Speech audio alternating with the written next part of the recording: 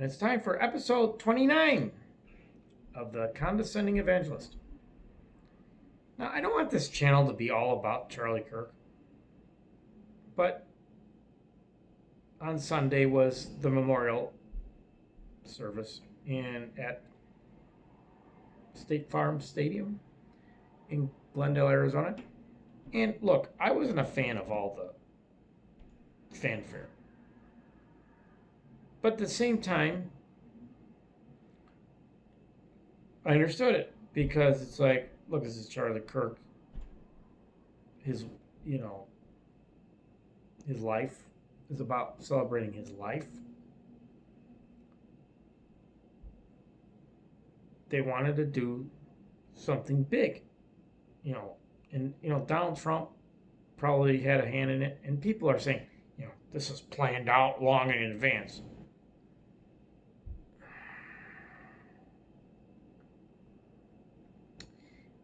I'm going to talk about what I think is really going on because I said it from the beginning. Like there's something about this because the way people reacted that's demonic, and there's evidence now.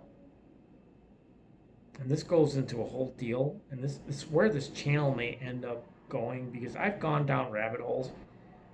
But how many people have gone down this one particular one, which I'll talk about later. I'm gonna, get into it, and this may be what this channel ultimately is about. Because this event,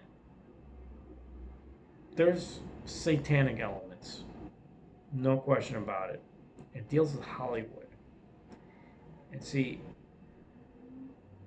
people want to say everything about the widow, Erica Kirk, what they're saying about her. I'm not going there because, everybody has a calling and a purpose.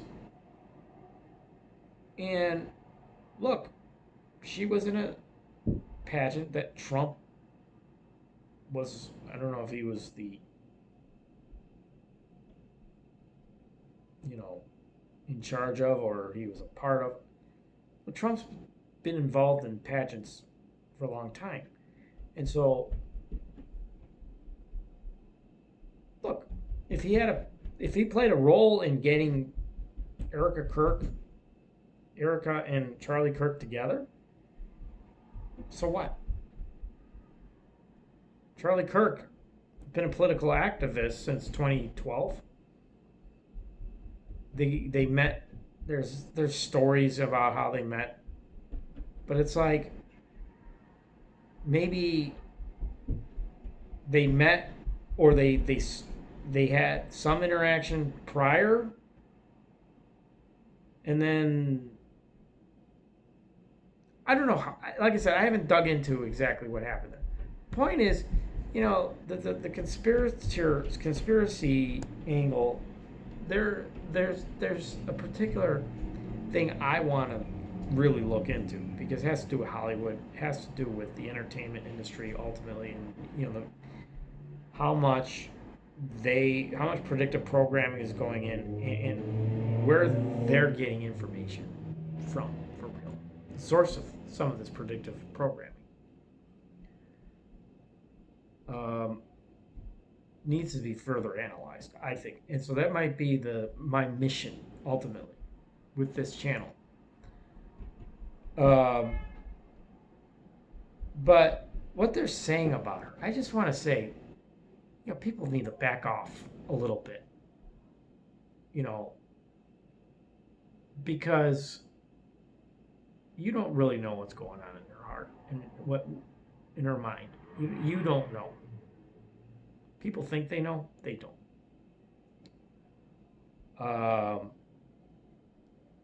There's a lot of stuff that goes on with people. And people throw things on social media like, I'm sorry, it's demented in a lot of ways. Now I want to get into some of this Gary Cohen stuff. you know, being critical of Matt Shaw, calling it weird what he did. Um, you see, I don't know Gary Cohn's politics, but my thought is, well, he's the New York Mets broadcaster. I wouldn't doubt that. I look. You think he would have talked to some of the Cubs broadcasters? You know, but did he talk to any of the players? Did he talk to Matt Shaw himself before going on the air with that? What I think is interesting is Matt Shaw had addressed. He didn't address it directly, I don't think, but well, he may have, but he did say something. Where is it? Here it is. This is what he said on the criticism for attending Charlie Kirk's memorial. My connection with Charlie was through our Christian faith. So whatever backlash comes is okay. He has way more patience than I do. I would have. Well, I mean, I already said what I thought. I thought Gary Cohn was weird for saying that, for saying what he said.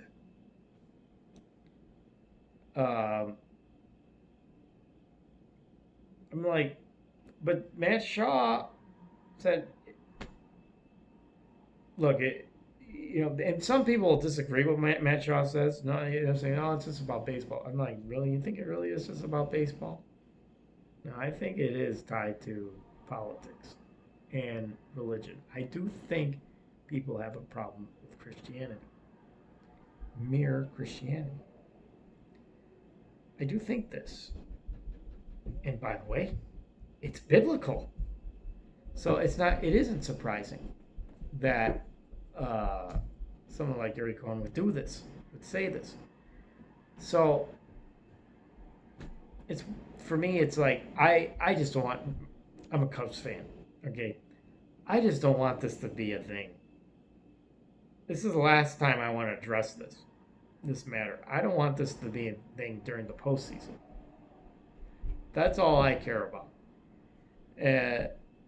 With regards to Matt Shaw as a player and his personal stuff, yeah. Why even talk about it? Well, because, he just left in the middle of a pennant race. Well, first of all, they already clinched a playoff spot. Okay? It was getaway day, so they were going to leave anyways. Maybe he needed a day off anyways. We don't know all the dynamics. Maybe he talked to Craig Counsell and said, am I going to be in the lineup? I mean, can I, he may have, I don't know how many games he's played in a row, but maybe it was a good time for him to take a day off anyways. And so why would he have to hang around the duck? Well, what if they need him for being a pinch hitter?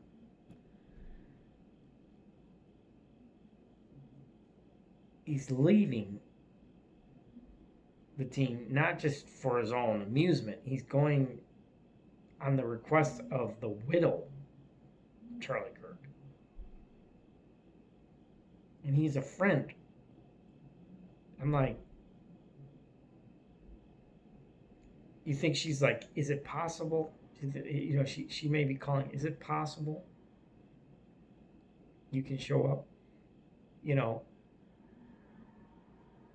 Charlie would have liked him, when you think about it, it's like, I'm just saying, and I'm kind of fascinated about how that whole, I'm kind of interested in like how close of a friend. He was obviously pretty close. He says it. My connection with Charlie was through our Christian faith. Through our faith. Charlie Kirk was a Cubs fan, but he's also a Christian. Matt Shaw's a Christian.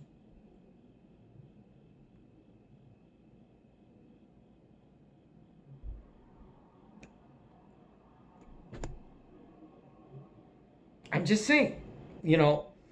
Now, something else I want to talk about before I get into the last topic. Yeah. So, now I don't know if he, let me just look up news to see. I gotta look up something here before I get into this, because I saw information that James Comey was going to be, he was already indicted, but he was going to be, I think, he was going to turn himself in. And I was just wondering if that happened, because I haven't heard anything about it. Just look that up.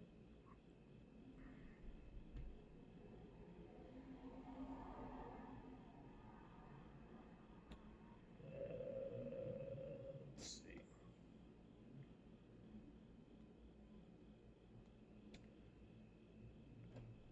Okay. Oh.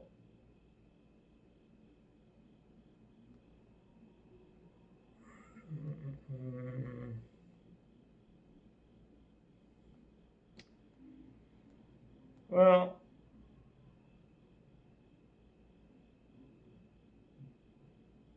here, let's see if I can get a video from Trump. Let me listen. Let's listen to this. Let's listen to this. So I'm going to go for a little while to represent the United States at the Ryder Cup, which is very exciting. And we'll be watching that. This is Kai, by the way, in case you didn't know how he is. And we'll be watching a little golf. I think we have maybe a deal on Gaza, very close to a deal on Gaza. How are you? Hello, Peter. And it's looking like we have a deal on Gaza. And we'll let you know. I think it's a deal that will get the hostages back. It's going to be a deal that will end the war. It's going to be a deal which is going to be peace. I think we have a deal. That'll be number 8, Peter. All right, there was nothing about it. Lied. I was okay. Well, okay, I just played a video that wasn't there. I thought I was going to hear about Comey. That was about Gaza. Well, we'll see what happens there. But, okay, this is just quotes. I thought I was going to get a video about him saying, but Trump's comments came after Comey was indicted by a grand jury for allegedly lying to Congress and obstructing a congressional proceeding. He was indicted on 2 counts: alleged false statements within the jurisdiction of legislative branch and obstruction of congressional proceeding. The president argued Comey gave a strong but false answer under oath and ultimately got caught lying. The only problem is for him, he didn't think he'd be caught, and he got caught. Trump said, emphasizing that Comey could have hedged or said he didn't remember, but he instead gave a specific response. It's about justice. He lied. He lied a lot, Trump said. He gave a very specific answer, and then he verified it numerous times, and he got caught. I don't know exactly what the answer. I do know this. It probably has something to do with, not knowing whether or not, if he lied about knowing about the whole Russia collusion, where that came from, the dossier. Like, I don't know exactly all the details. I looked over that stuff. One thing I remember is him saying, I don't think a reasonable prosecutor, this had to do with the emails, I don't think a reasonable prosecutor would go forward with charges. Talking about Hillary and the classified emails going through a private server. It's like, and yet, if he lied about the dossier, where that came from, knowing where it came from, well, he's in a lot of trouble, I would say. Uh, and for me, it's like he was putting out there cryptic tweets, and one of the tweets, two of the tweets that I saw, got my attention. One of them, and this was right around when George Bush Sr. passed away, where he put something about having a rescue dog. It was a Bichon. It wasn't the exact type of dog my parents had, but it was a dog that looked a lot like my parents' dog, and the name of the dog was Benji, which is the name of my parents' dog. And I'm like, is a rescue. My parents' dog was a rescue. I'm like, this is very strange for him to be tweeting this. Right around the time of George Bush's death. And that was, I'm trying to think, and that came right around the time they were going to be doing the investigation, the hearing. What's his name? Hoover. The state funeral was on that date, December 5th. Remember D5, all that stuff.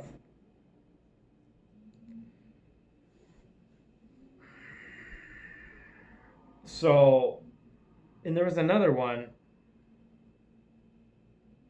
where he had it was in New York City, the Schubert Theater, and tweeting about To Kill a Mockingbird. I don't remember when that was exactly, but I remember looking at that, and people were pointing to other things, but I just was looking at the fact that it was Schubert Theater. And see,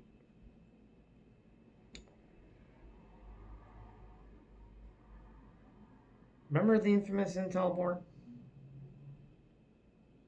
Now, James Comey has a connection to Chicago.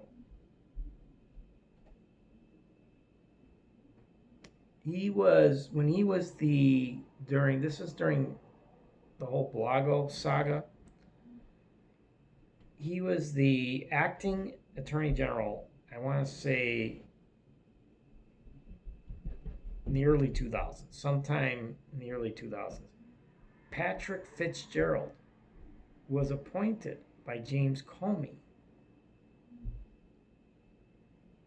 as U.S. Attorney to the Northern District of Illinois.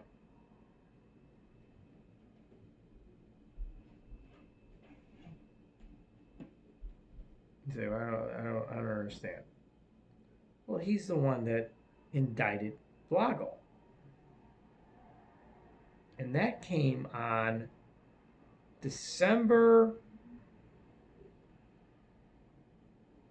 The indictment was December 7th, I think. December 7th, 2008. The arrest happened on December 9th.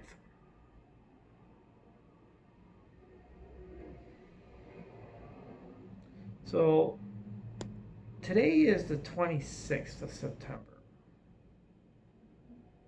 It was the 25th of September, right? We just had Rosh Hashanah. But we also just had the memorial service for Charlie Kirk. And there's video that's sketchy. Best way I can say it. It's sketchy. It's not, to me, it's not 100% proof. But it's definitely sketchy about what actually happened. And so, Kash Patel, he's the current director of the FBI. The official narrative is it's this Tyler Robinson figure that shot him from 200 yards away. Or 200, was it 200 yards or 200 feet? I don't remember. It was pretty good. I think it was 200 yards. It would be 2 football fields away. It's probably about accurate. Um, well, there's footage of this individual doing something, looking like he has a detonator, and then you see like the shirt. You hear the noise that sounds like a gunshot,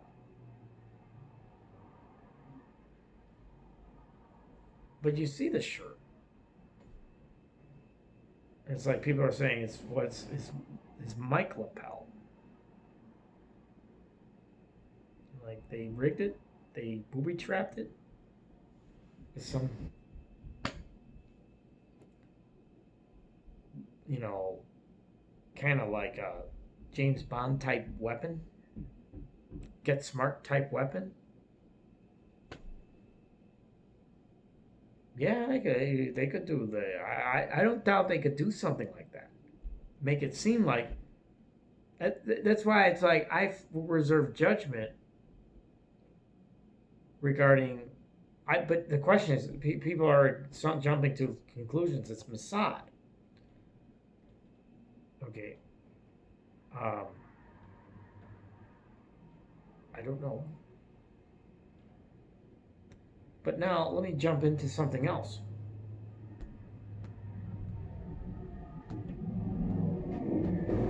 Okay. There's a movie called called Snake Eyes. It stars Nicolas Cage. Gary Sinise is also in it. And there's an individual, the character I think played by Nicolas Cage. His character's name is Charles Kirkland. And then there's another individual that murders this particular individual. It's at a Trump casino in Atlantic City. It's like there's a boxing match, I think. And the name of the individual is Lincoln Tyler, which people point out in Gematria is equal to Tyler Robinson. Well, okay. This is where I think the mission of this channel is going to be devoted to at least a part of. When we're talking about conspiracies, I have to be very careful because YouTube has terms of agreement and blah, blah, blah.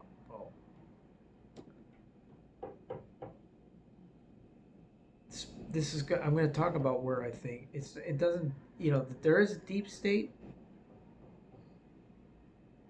but who are they worshiping? Who are they serving?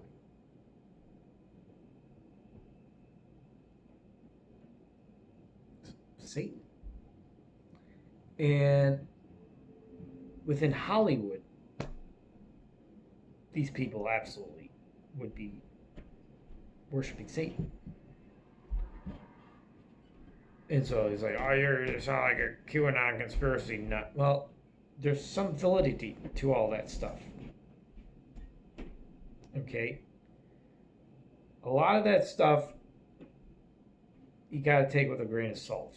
Because you're dealing with white hat, black hat stuff. Well, there's a lot of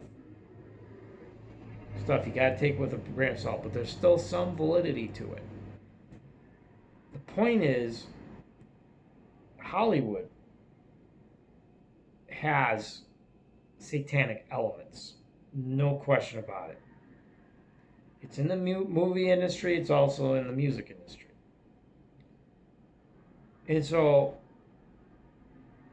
they have information. They're extracting information through occultic means. They have to insert something. It's part of this Hegelian dialectic, I think, problem.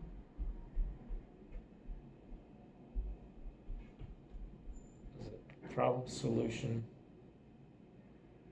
There's 3 parts to it. I can't remember what all the parts were.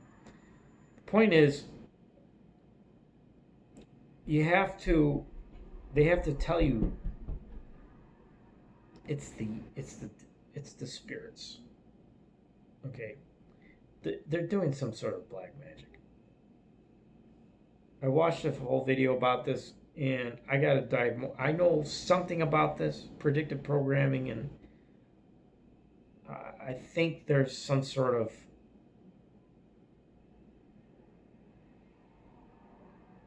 I think I've dealt with it in my own life. Well, I see it with something in my family background, but I see it within like certain events too. And that's why, where I have to kind of focus in, have to get into the spiritual component to this. Because, a lot of people like to play the 5D chess and all this. It's like, you need to understand there is a satanic element to this. Literally, Satan and demons and demonic forces are involved. You're saying, well, wait. What are you saying? That Charlie Kirk was killed by? No. Charlie Kirk may have been killed by deep state actors.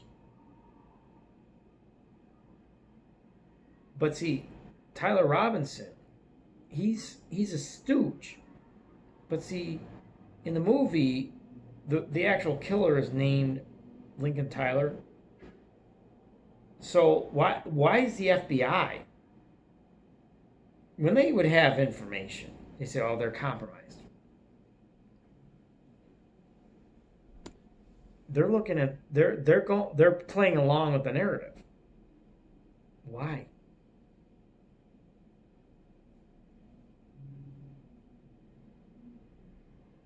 Seek the truth, and the truth will set you free. People need to understand. All the world's a stage, and we are merely players. People are talking about Charlie Kirk's wife, widow, as an actor. Well, we are all actors. We are the actors on one side or the other. That's what it is. It's like, when you go to school, for example, you act a certain way, right? All right, I ran out of space. I thought I had enough space to do this, but apparently not. I was talking about, we're all actors. At the end of the day, we all act differently in different times.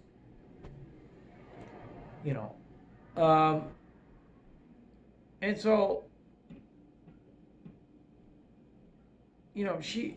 Charlie Kirk's widow, we don't know how what she deals, how she feels. She look, I myself am a musician. I've played on stage. I kind of, look, she was in front of like 50,000 people. I mean, I know what it's like to be in front of thousands of people, but it's like, I don't know what it's like to be actually center of attention in front of thousands of people. That's the thing. And I've never had that experience, but it's like, I know how it's just a different dynamic.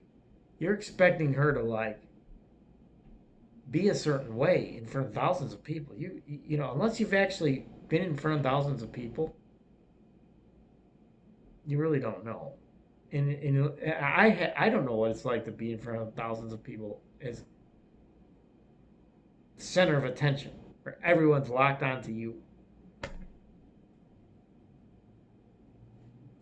So I just think people need to like get a life, in all honesty. With some of this nonsense.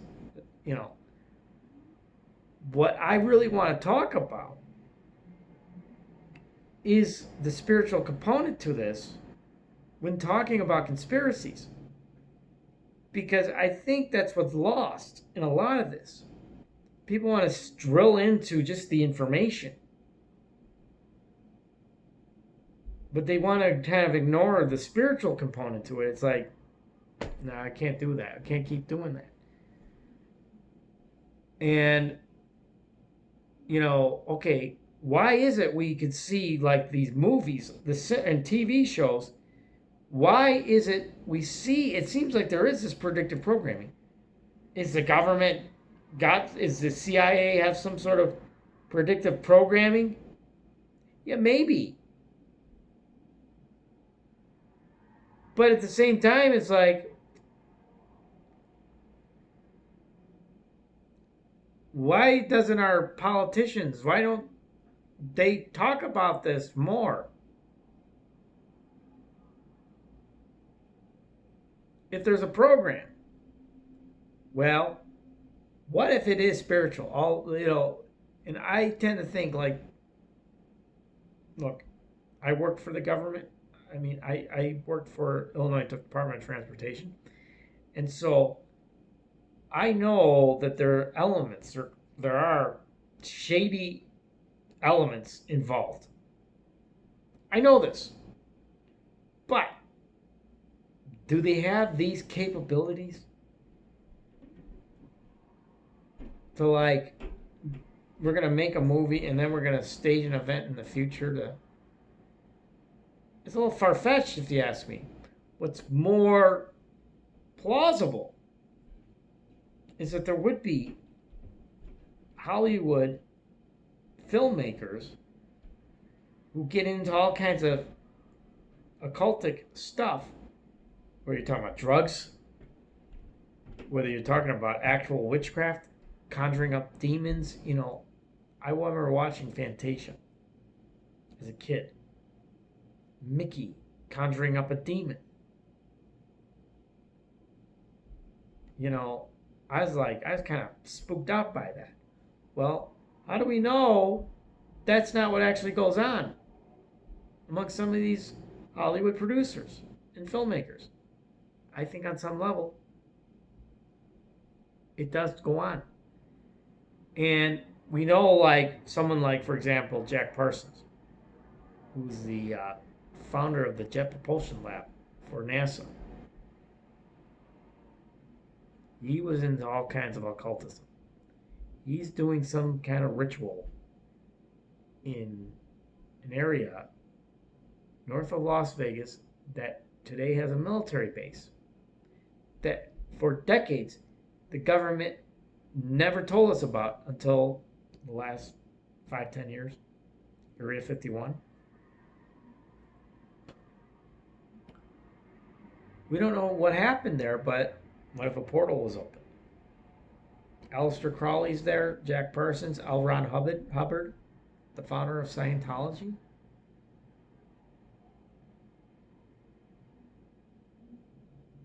And so, you think that it would just be them? No, there would be, in Hollywood, you know what Hollywood is? It's the witch's wand. It's the witch's magic wand. That's what Hollywood is named after. So we already know there's witchcraft in Hollywood. We know this. And so the idea that a movie would have been made and then an event happens later, you have the parallels, you have the patterns. It doesn't mean that you have the deep state, because there's so many of this. I've seen it. It exists in my own life.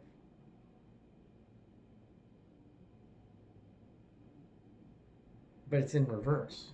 That's the difference. Like what? Tell me. The World Health Organization. It's there.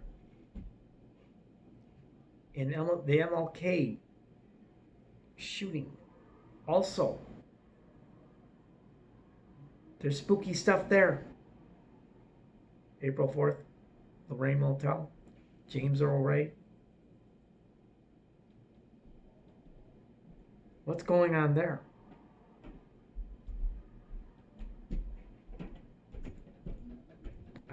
There's witchcraft in my family. I think there is. That's what I think is going on. It's in my family background. I think that's what's going on. And so this idea of like demonic entities interacting, doing things. And see, Pete Townsend is in a Rolling Meadows hotel writing lyrics.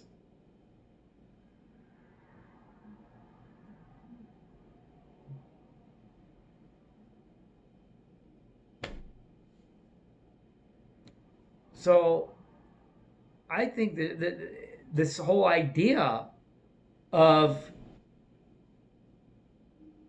it's spiritual warfare at the end of the day.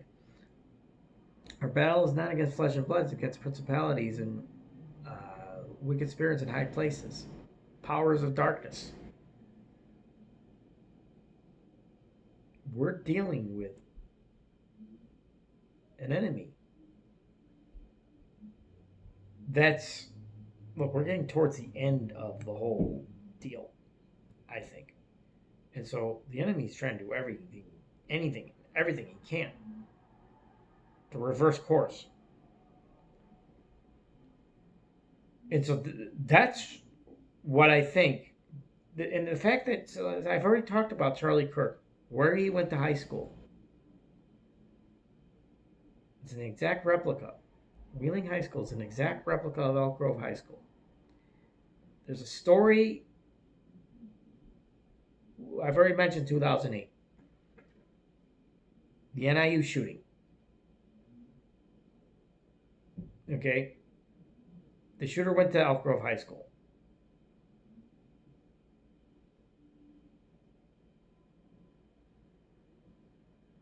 Yeah. I've already talked about something. 17 years. We went through that. It was 17 years.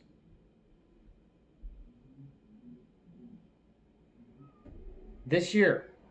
So I'll have to rewatch that video, that particular video that I made, because it was episode 1. I did say something. I think something's going to happen. I don't know exactly what I said, but everybody who's watching this, go back and watch episode 1. Because that was on the 17th anniversary of the NIU shooting. And I'm not saying I have look, all I'm saying is because of what happened later that year. Blago. Right? Obama gets elected. And then Blago has the Senate seat. He's trying to wheel and deal. And then he gets arrested. 6 years to the day after I started at IDOT. And it was Comey who appointed the person that arrested Blago, Patrick Fitzgerald.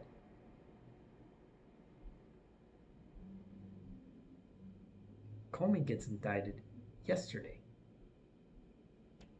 You think that's just some coincidence? Watch episode 1. I'm going to do that after I'm done uploading this. And then, so I should have done that. I just thought of that. I was like, oh yeah, that was 17 years. I started this channel on the 17th anniversary of the NIU shooting.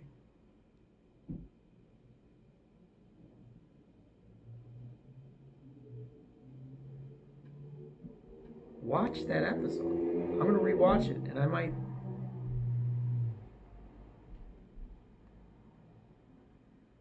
over the weekend we'll play a clip. Find a clip of it and upload it. I'll put it on X.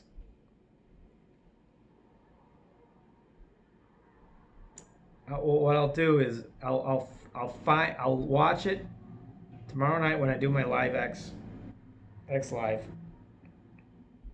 I'll play it. I think I said something to that extent. I think, you know, I don't know what I said. If I want to say I said something to that extent on episode 1. All I'm saying is, don't jump to conclusions that it's all deep state, that there's no spiritual element involved. I think that's where all this is rooted in. And see, if we're going to have a revival in Charlie Kirk, spiritual revival, well, there are people who don't even believe in the supernatural.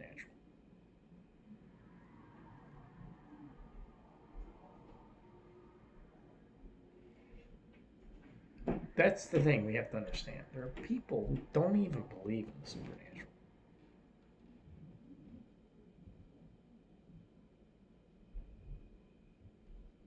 Well, I'm not going to prove the supernatural is real. But, you know, there's a lot of doubting Thomases.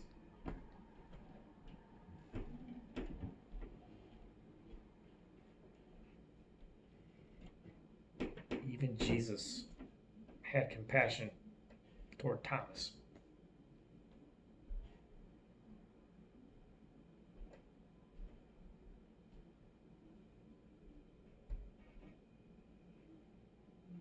Shabbat Shalom.